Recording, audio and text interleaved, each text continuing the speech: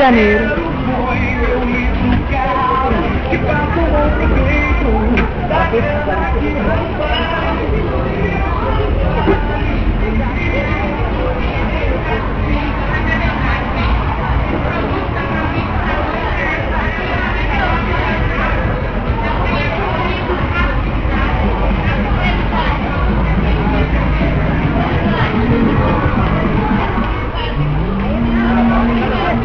É o último do Marquinhos pra cá.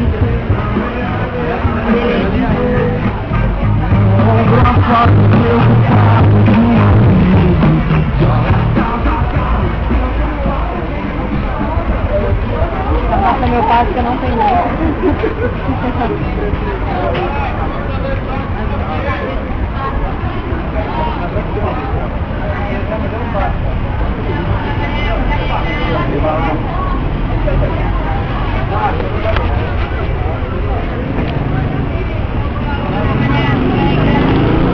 O que o senhor está vendendo?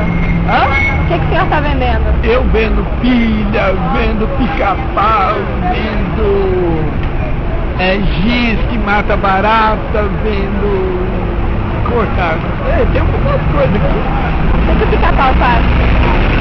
Ó, somente esse aqui, ó. Ele fica picando nessa molinha, né? E fica descendo, né? Você tá joia, né? Tudo bem. Vamos contigo, minha amiga? Ah, que ótimo. E com você? Tudo, graças a Deus. Passeando, o que você está fazendo aqui? Estou passeando aqui no centro. É? Dando uma olhada nos garotos bonitos aí que tem no centro? Passa muito menino bonito por aí ou não? Mais ou menos, mais ou menos. Tá Oh, bem. tchau, Jesus te abençoe, viu? Deus.